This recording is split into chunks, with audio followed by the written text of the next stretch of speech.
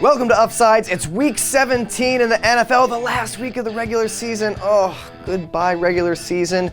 Goodbye fantasy football. Hello, playoff. The playoff races should be better than this. I'm joined by Ryan Nanni instead of Will. Will, the sound guy, died. We'll still bring him back for the playoffs. Is this how his family's finding out? Maybe. We're hoping they watch Uffsides. And Alex, who will hopefully fact check something. Ooh, let's kick things off with the NFC Championship game.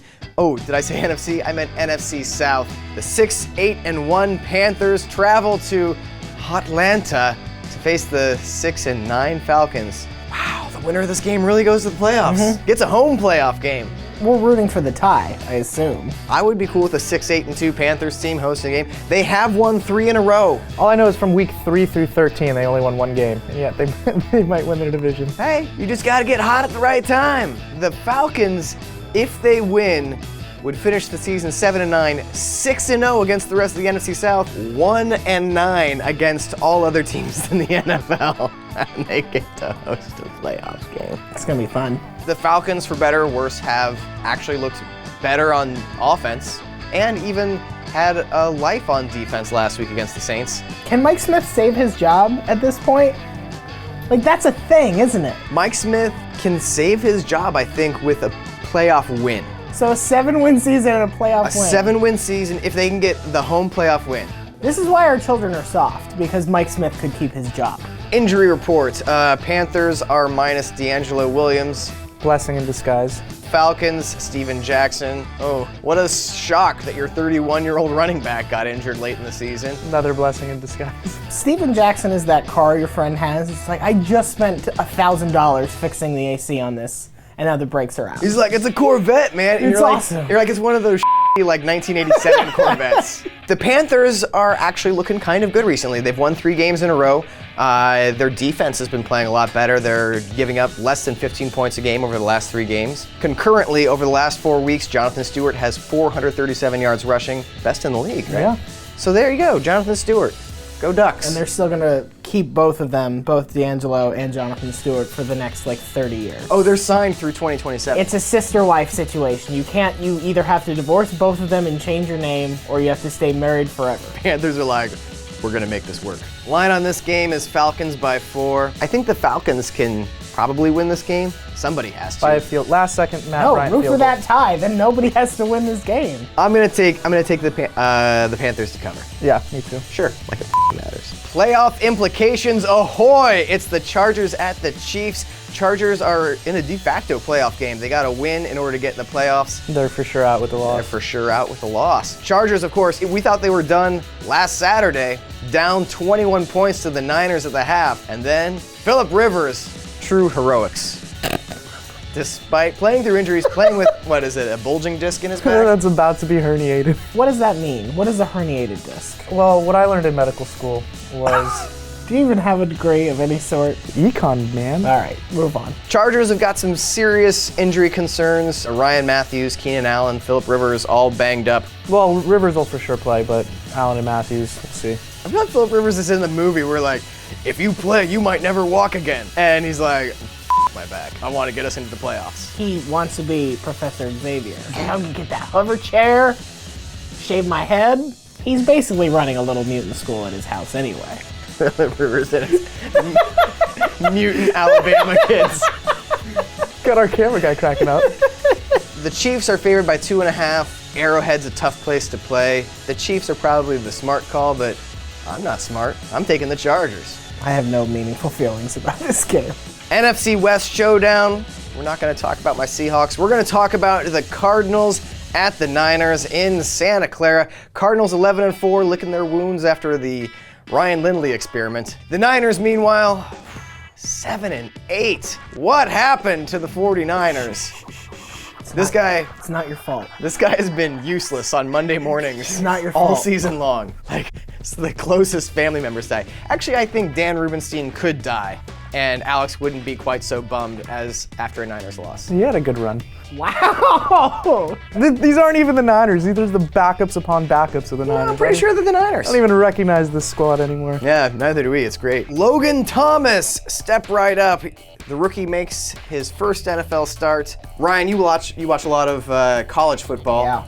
And Logan Thomas is from Virginia Tech? Yeah. How was he at Virginia Tech?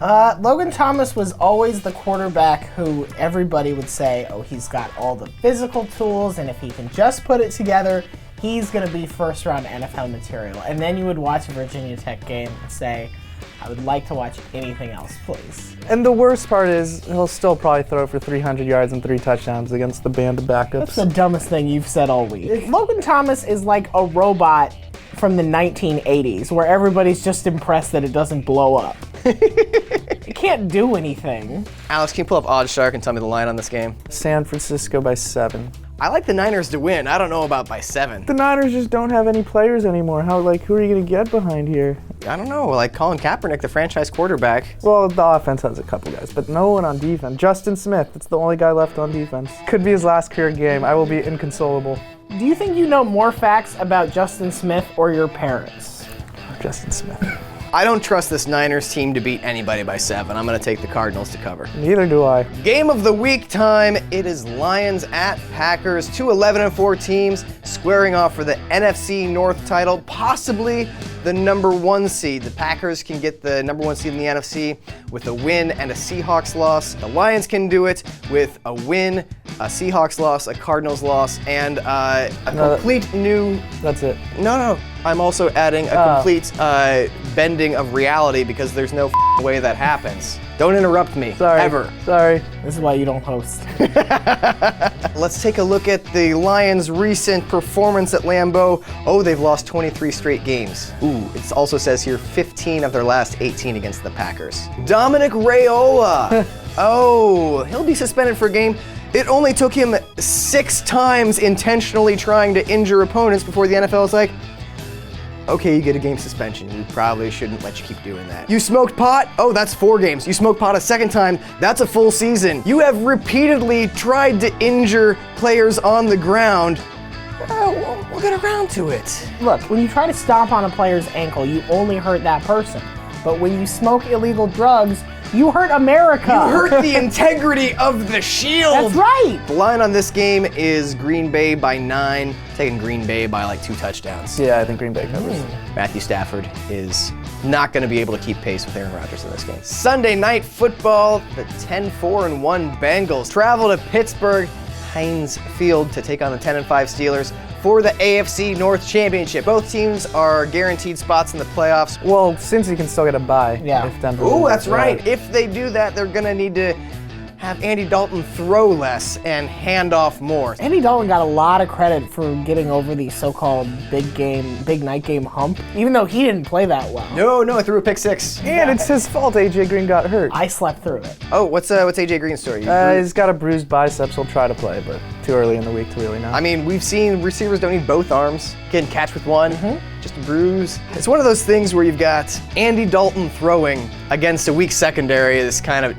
You might as well just gamble on craps. If you enjoy betting that much, just go to a casino. It's a lot more fun. At least when you have dice in your hands, you feel like you can kind of control the outcome. Don't just watch there passively as Andy Dalton and the Steelers secondary destroys your hard-earned cash. All right, what's the line on this game? Steelers by 3. Steelers by 3. Ugh, I don't want to pick Andy Dalton in prime time. I'm going Bengals. Bengals? I'm going Bengals. Man, outright. I will be rooting in my heart of hearts. I want the Bengals to win. It's irrelevant because the Bengals will lose the next week either way. So I'll pick the Steelers. Ugh. That doesn't feel good at all. That is all for the Week 17 previews and picks. Thank you for watching Uffsides this year. Join us in the new year. We'll be back to cover the playoffs because we have to. It's our job.